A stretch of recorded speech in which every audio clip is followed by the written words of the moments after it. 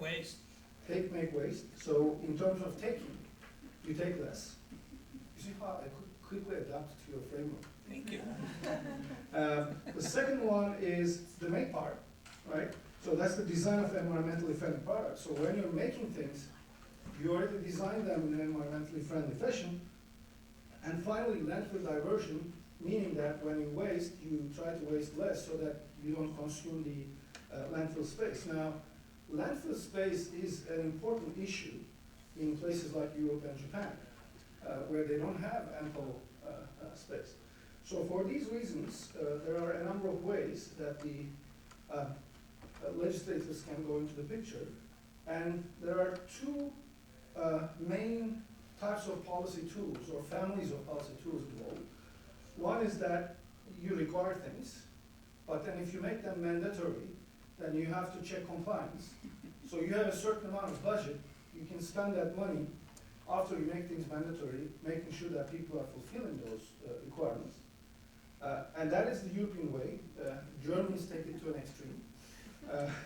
And the other one is the American way, that's the price-based incentives, assuming that markets will solve everything. And we all know, we all know, but only some of us accept that that's not the case. So in between is the Canadian approach, where I come from. It is the hybrid policies, where you mandate some things and you resort to markets in some ways. And the idea there is that the hybrid approach, because the Canadians do not like pushing the industry as much as the Germans do. So they're more friendlier, so they use a hybrid approach. But there are basically these three things that you can do. Now, what are the policies? So in terms of now, since some of these things are run by the states, at any given point in time, and this map is a few years old, you will see that there is a difference in terms of where each state is in terms of the extent of legislation concerning extended producer's responsibility, meaning if I produce it, I have a responsibility until the end of life. So focusing on Michigan, and this is a brand new slide, so these numbers are correct. I looked at the Michigan Recycling Coalition website to find out that there is actually quite a bit of work to do in Michigan because its average recycling rate is way below the national average. So this is not good news. I'm not happy to give it to you, but that's the news. Now, Michigan started early. It's 2008, the extended producer's responsibility legislation was passed. And then the Michigan Take Back program actually was established to implement that, but I don't think the recycling rate is where it's supposed to be. Now, what are the policy tools? One is that you could set some targets for collection, for reuse, for recycling. And here, I need to mention, because of the emphasis on recycling is only one form of product recovery. It basically takes the product into its raw materials when you recycle. So you take a used computer, you crush it, and you pick up the materials in it. Reuse keeps the product's identity. So you take a printer cartridge, you refurbish it, and you replace the toner, and you use it, so a printer cartridge stays as a printer cartridge. So from an environmental perspective, obviously reuse is a higher form of product recovery than recycling. And when I said there's a lot of work to do, I was only referring to the lower form of product recovery, not even reuse. So there's take-back, and then there's take-back legislation, and these are examples from Europe where this is a bit more developed compared to North America. So there are directives on packaging, hazardous substance, reuse of hazardous substances, end-of-life vehicles, and the WEEE. So WEEE stands for Waste, Electrical, and Electronic Equipment Directive. And this is an interesting example where policymaking or legislation without evidence, it's a very interesting case where what happens when you actually do these things on intuition rather than on an evidence-based fashion.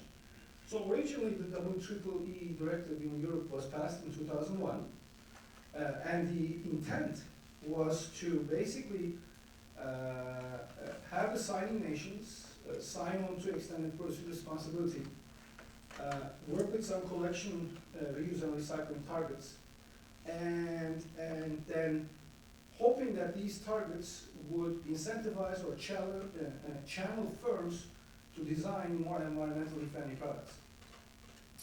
What happened and the industry lobbied against it, and eventually a diluted version has passed. And what happened in practice is that rather than satisfying the requirements through the design of more environmentally friendly products, industry found ways of satisfying those targets by purely recycling. So the first version of the WEEE directive in the electronics industry has turned into a recycling law. And Europeans noticed this, and in 2012 they came up with a recast that is in effect since 2016, where there is a lot more credit given to reuse rather than merely recycling, so that they can actually motivate the proper forms of product recovery. I spent a bit of time, a few minutes on this, because I think it's an important example where, as to why the policymakers and regulators need to work hand in hand with scientists to actually see what would happen if you pass a certain kind of directive. Now, so these are the mandatory policies, the European style. And these are the price-based incentives that are available. You can put taxes on the use of virgin materials to reduce them. You can put subsidies on recycling. You can put advanced disposal fees, which are in effect, I believe, in California. And you can use deposit refund requirements. And here on this slide, I would like to spend a few more minutes on deposit refund requirements, which have been confined to only a few products, such as aluminum cans, beer bottles, and maybe car batteries and tires, etc. Although the environmental economists have long been suggesting deposit refund as a significant and versatile tool for a price-based incentive for extended pursuit responsibility. So why is it not used for a large portfolio of products? And that's because the industry has lobbied against it for a very long time, and successfully, claiming that what would happen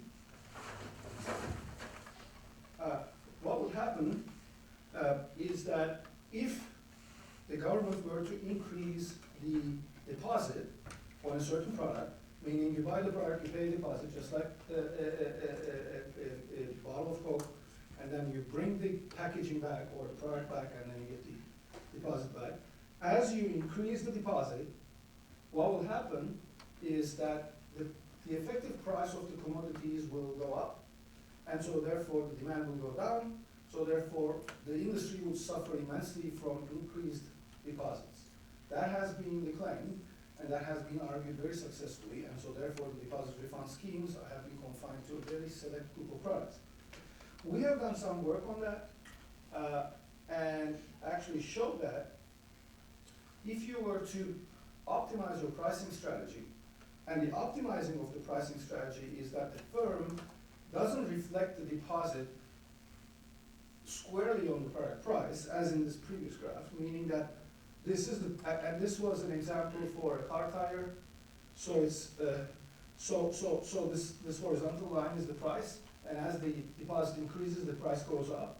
So if you do not do that and you subsidize part of that deposit as a company, and there's a way to optimize that, and if you do that, then you can actually profit from an increased deposit.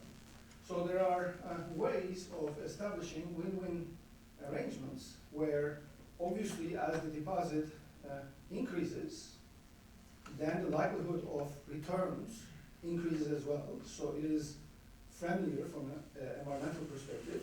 And as you can see from the solid line, rather than decreasing, the profit function of the firm is increasing. And of course, this is a case study, and it has to be validated in a number of other case studies. But the point is that simply arguing, I mean, our work has looked at the discrepancy between what the environmental economists have been suggesting, that this is a very versatile tool, And what the industry has been suggesting, that this is very bad for industry because they will lose sales, actually demystify that. This is a bad tool for industry only if it is used in a stupid fashion. If it's used smartly, it's actually a good tool for industry as well. So, to wrap it up, I should mention what we do from a supply chain perspective and sort of highlight the difference between what an environmental economist would do and versus a supply chain person would do. This scheme shows you the steps of going from policy making to actually achieving an economic impact. And what the environmental economists would do is that they would directly link this to this, and how do you go from policy to economic impact. And we come in a more operational, higher resolution way and go from the policy to represent its operational implications, and then go from there to economic impact. So we're kind of coming into the picture in the more detailed, high resolution part of the picture in terms of our department in the Michigan State University. That's what we study. So to close, I should mention 3 fruitful avenues that are sort of sorry, just to be fair to my colleagues. The 3 fruitful avenues is that we need to find better ways of designing environmentally friendly products that are also profitable. We need to improve our methodologies on assessing environmental impact. And finally, we would like to work hand in hand with the legislators, some of whom are on the Zoom and some of whom are in this room. Thank you very much for your attention.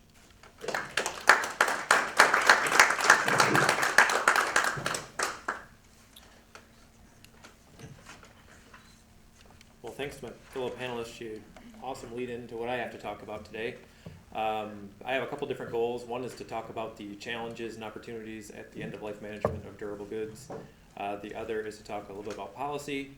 And I hope to inspire you a little bit about what's possible and what has been possible in the absence of policy on end-of-life management of materials. Talk a little bit about what we do. I manage the MSU Surplus Store and Recycling Center.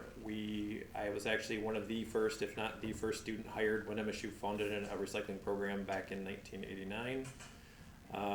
A very long time ago, it was the Office of Recycling and Waste Reduction. So that waste reduction piece was part of recycling. It transitioned from a faculty-run volunteer program to an actual department to collect things. And I want 2 important numbers for you to keep in mind. That year, we collected 100,000 pounds of recycling. It was all in office paper. And the surplus store, which was a salvage yard at the time, generated about $300,000